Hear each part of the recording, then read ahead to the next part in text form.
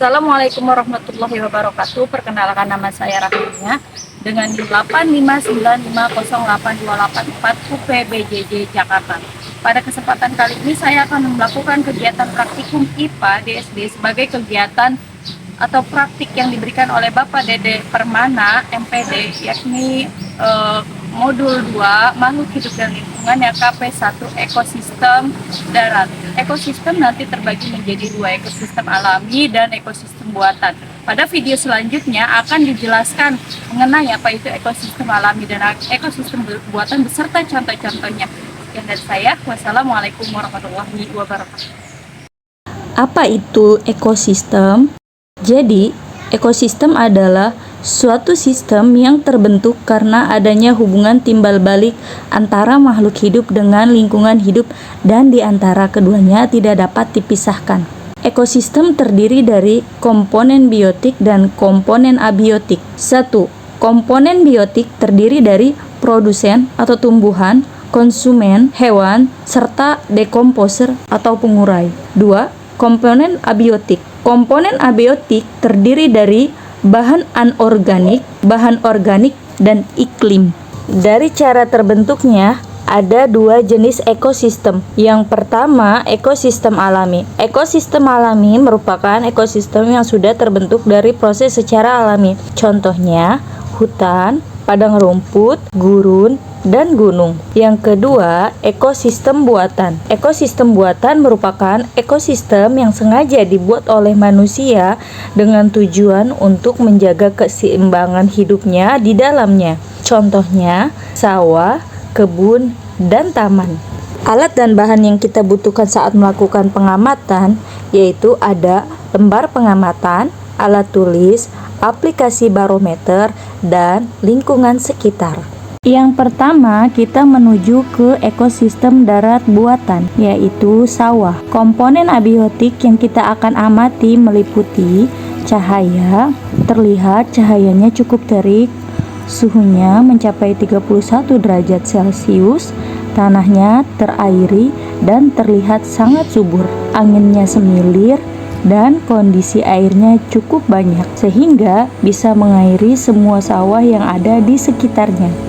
Adapun komponen abiotik pada ekosistem sawah, yang pertama yaitu padi, ada rumput, pohon pisang, pohon kelapa, ada tumbuhan ara, ada tumbuhan putri malu, dan yang terakhir yaitu tumbuhan genjer.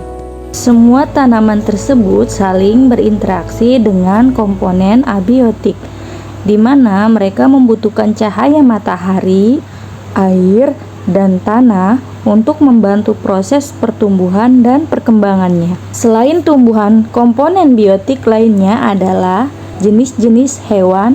Yang pertama ada katak, kemudian ada capung, ada belalang, kemudian ada siput, dan yang terakhir ada burung. Hewan-hewan tersebut juga saling berinteraksi dengan komponen biotik dan komponen abiotik lainnya. Mereka membutuhkan air, oksigen, dan makanan untuk terus bertahan hidup. Adapun dekomposer atau pengurai ekosistem sawah adalah jamur, kemudian ada cacing, dan ada semut.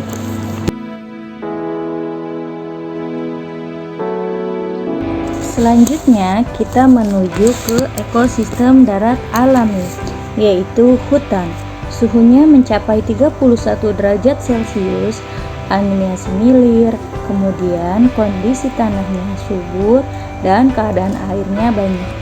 Kemudian kita akan mengamati komponen biotiknya yang terdiri dari tanaman dan hewan.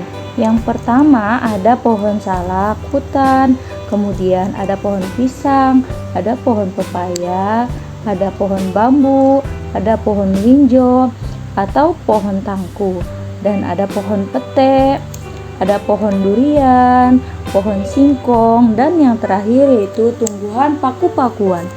Semua tumbuhan tersebut saling berinteraksi dengan komponen biotik dan di lingkungannya, di mana tumbuhan tersebut membutuhkan cahaya matahari, air, dan juga tanah untuk membantu proses pertumbuhan dan perkembangannya.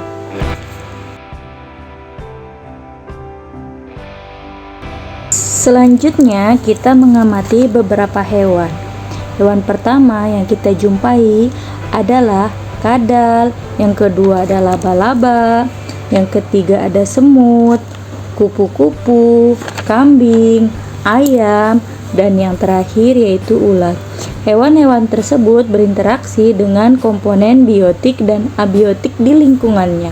Mereka membutuhkan air, oksigen, dan makanan untuk terus berkembang biak. Dalam hal ini, tumbuhan sebagai produsen, hewan sebagai konsumen, dan dekomposer atau pengurai seperti jamur, bakteri, dan cacing tanah sebagai pengurai.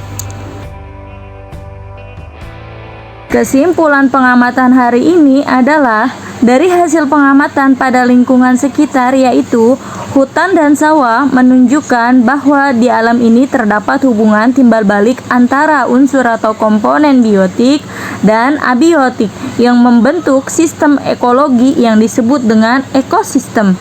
Interaksi tersebut mendukung keseimbangan alam yang menguntungkan bagi makhluk hidup termasuk manusia.